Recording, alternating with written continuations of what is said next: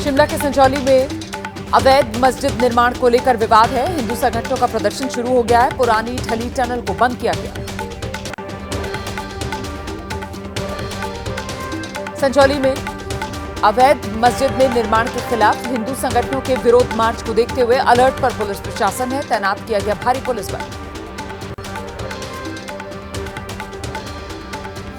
संजौली में प्रदर्शन के ऐलान पर शिमला के एसपी ने कहा, इलाके में धारा 163 लागू है। लोगों से शांति बनाए रखने की अपील की। शिमला में हिंदू संगठनों के विरोध मार्च पर बोले हिमाचल के पूर्व मुख्यमंत्री जयराम ठाकुर, अनधिकृत कब्जे पर कार्रवाई करे सरकार। लोगों से शांतिपूर्वक प्रदर्शन की अपील की।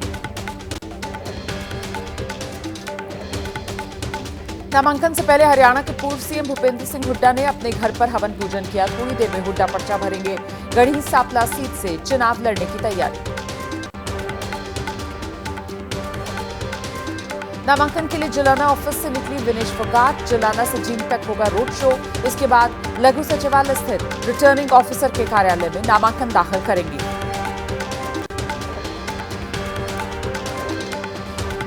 हरियाणा के पूर्व मंत्री अनिल विज आज दाखिल करेंगे नामांकन। अंबाला छावनी विधानसभा सीट से बीजेपी के टिकट पर लड़ रहे हैं चुनाव।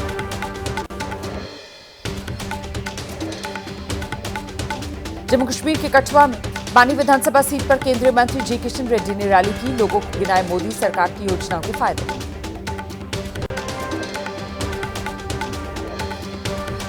जम्मू कश्मीर विधानसभा चुनाव के प्रचार में कांग्रेस ने उतार दिए बड़े नेता। आज कांग्रेस अध्यक्ष मल्लिकार्जुन खड़गे का चुनावी दौरा है। अनंतनाग में जनसभा को करेंगे संबोधित।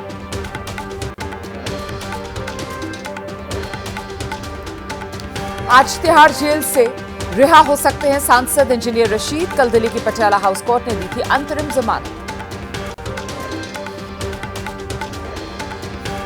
जम्मू कश्मीर में विधानसभा चुनाव को लेकर तैयारियां तेज हैं। बीएसएफ के आईजी दिनेश कुमार बोरा ने डोडा में सुरक्षा व्यवस्था की समीक्षा की है। कहा, लोग बिना डर के चुनाव उत्सव में हिस्सा लें। ग्रेटर नोएडा में इंडिया एक्सपो मार्ट में सेमिकॉन इंडिया 2024 के कार्यक्रम में हिस्सा लेने के लिए प्रधानमंत्री नरेंद्र मोदी पहुंच गए हैं। भारत सेमीकंडक्टर के डिजाइन और उत्पादन की वहां लगी प्रदर्शनी पीएम ने देखी। साइबर अपराध जागरूकता कैंपेन से जुड़े महानायक अमिताभ बच्चन लोगों से अपील करके कहा है, थोड़ी सी समझदारी साइबर क्राइम से बचा सकती है। तेजस्वी की यात्रा पर जेडीयू ने खड़े कर दिए सवाल। प्रवक्ता नीरज कुमार ने कहा, अगर तेजस्वी में हिम्मत है तो लारू राज में हुए 118 नरसंहार के लिए माफी मांगे। अमेरिका में राहुल गांधी ने अमेरिकी सांसद इल्हान उमर से मुलाकात की है। इल्हान को बताया जाता है भारत विरोधी सांसद। अमेरिकी संसद में पीएम मोदी के संबोधन का इल्हान ने विरोध किया था। वाशिंगटन में बोले कांग्रेस नेता राहुल गांधी, मैं आरक्षण के खिलाफ नहीं हूं। कुछ लोगों ने मेरा बयान गलत तरीके से पेश किया है। सभी का देश है, एक व्यापक सोच की जरूरत है।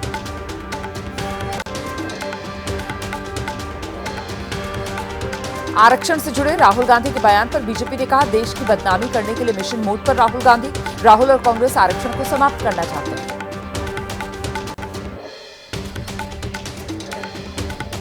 कांग्रेस महासचिव केसी वेणुगोपाल का बीजेपी पर जोरदार आरोप। कहा, राहुल को बदनाम करना चाहती है बीजेपी, लेकिन जनता राहुल के साथ है। बीजेपी जैसा एजेंडा चला रही है, उससे कोई फायदा नहीं होने वाला।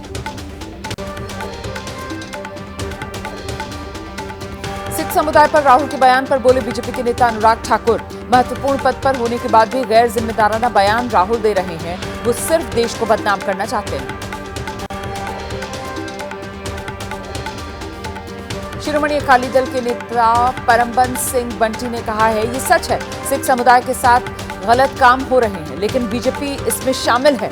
राहुल का इस विषय पर बोलना पाखंड है।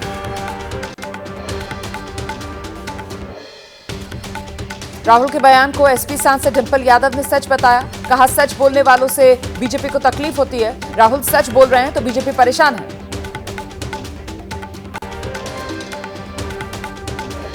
आरक्षण के मुद्दे के बाद राहुल गांधी का अमेरिका से मोदी सरकार पर एक और हमला। कहा, चीन ने भारतीय हिस्से पर कब्जा किया। करीब 4000 स्क्वायर किलोमीटर भारतीय जमीन पर चीन का कब्जा है। पूछा, मोदी इससे कैसे निपटेंगे?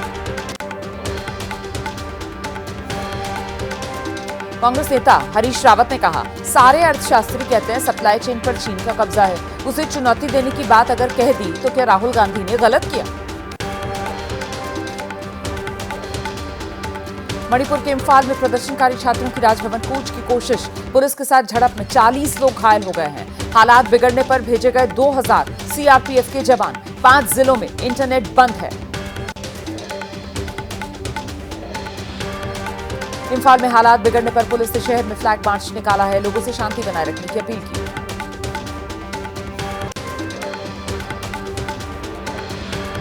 मेघालय के मुख्यमंत्री कॉनराड संगमा बोले, मणिपुर की स्थिति काफी खराब है। किसी राज्य की घटना का दूसरे राज्य पर असर पड़ता है। हम केंद्र सरकार से समाधान की मांग कर रहे हैं।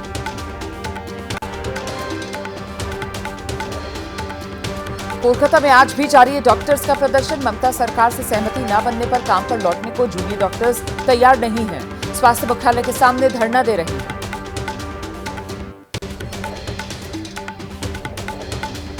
प्रदर्शनकारी डॉक्टर्स ने ठुकरा दिया है सरकार का बातचीत का प्रस्ताव। ईमेल के जरिए भेजे गए निमंत्रण की भाषा पर आपत्ति जताई। ईमेल की भाषा को बता दिया अपमानजनक।